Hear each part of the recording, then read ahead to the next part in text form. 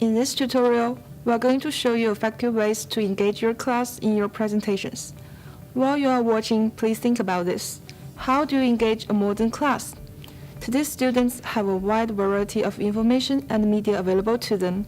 If you want to keep their attention and be sure they are really understanding the information you give them, you need to show enthusiasm, use technology and media, and encourage participation. Here are some things that you can do to engage your class. How do we make giving a lecture and explaining information effective? It's simple. Show enthusiasm. As an ITA, it is crucial that you do not simply stand at the front of the room and read with a monotone voice.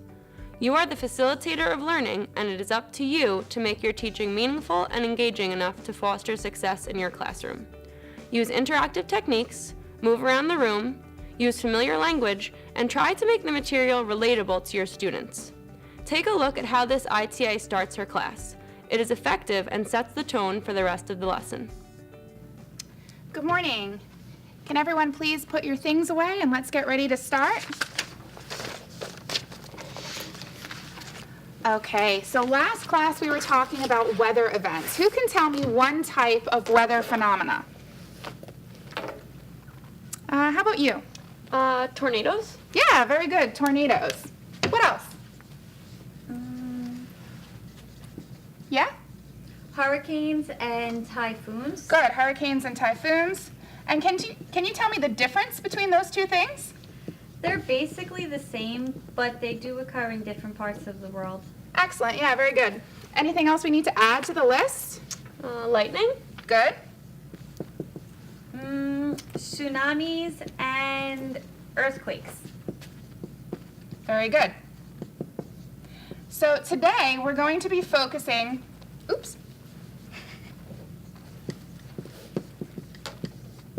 Today we're going to be focusing on how geography impacts weather.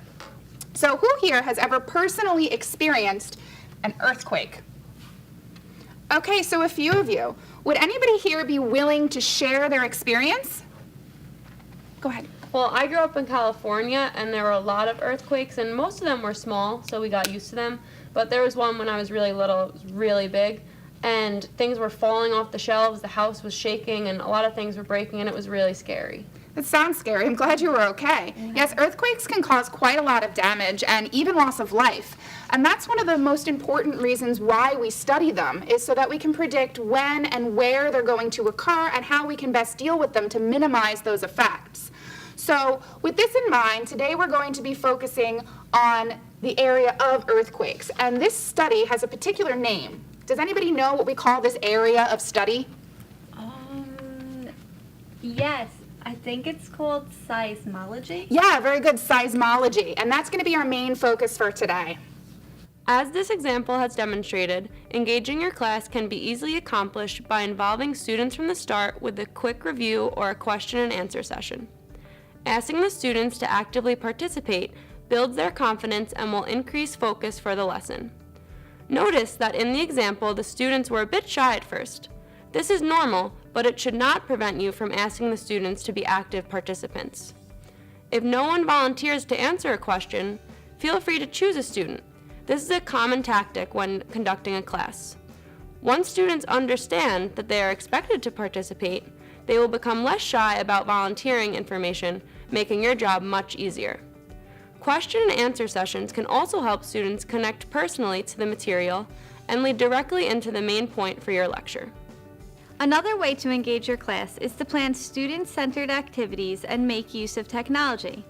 To spark interest in a topic, it is helpful to use a variety of media, such as video clips, audio, pictures, and graphs.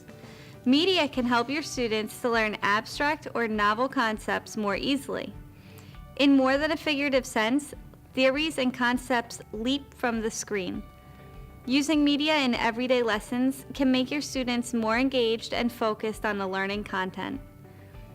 In addition to this, you should organize activities for the students that will require participation and critical thinking.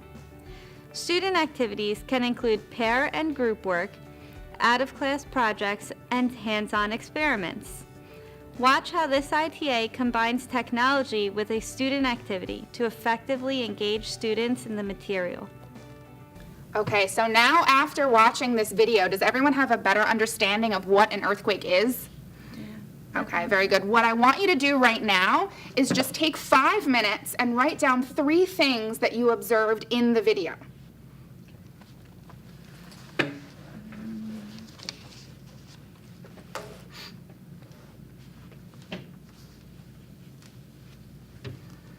Okay, everyone finished? Okay, so now what I'd like you to do is find a partner and discuss your observations. And what I want you to keep in mind while you're discussing is, what do you think caused these effects that you saw? What's the cause of them?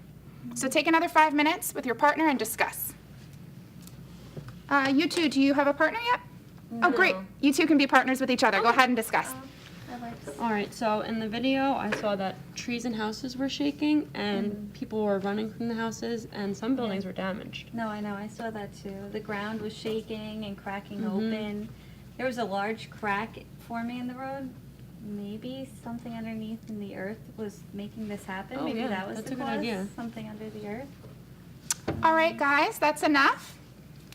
Okay, so keeping these observations in mind, what we're going to discuss today are the 3 different types of seismic faults.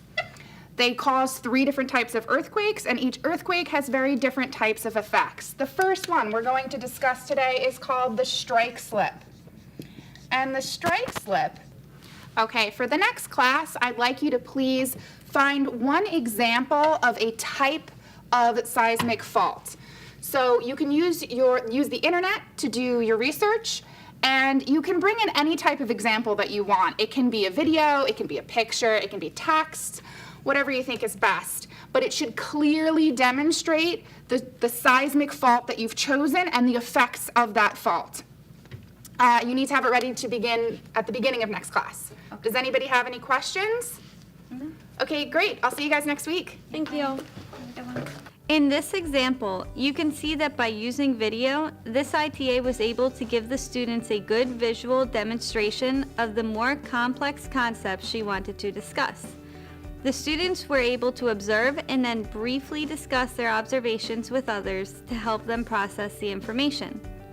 If students are reluctant or slow in participating with their peers, you can help them along just like the ITA did in the example, when she paired 2 students who were not yet discussing the video. Asking the students to work with others to come up with ideas before giving the information helps them to think critically and develop their ideas. Visuals and group work can help hold the students' interest during technical lectures because they are already engaged in the process of learning. Additionally, assigning homework or projects that involve media is appealing to modern students who are surrounded by massive amounts of media in their daily lives. This is a good way to bridge the gap between academic and personal interests and to get your students more involved. As we have demonstrated, to keep your class engaged, you should review main concepts before you start your lesson, make sure you have your students' attention before you begin your lecture, move around, use familiar language, and try to make the topic relatable. Encourage participation by asking questions. Use media. Include activities in your class that encourage student participation. We hope these suggestions will help you make your classes the best they can be. You don't need to use every strategies in every class, but try to remember these important elements of engaging your class. Be enthusiastic, use media, and encourage participation. If you can keep this in mind, your classes will be a great success. Good luck and happy teaching!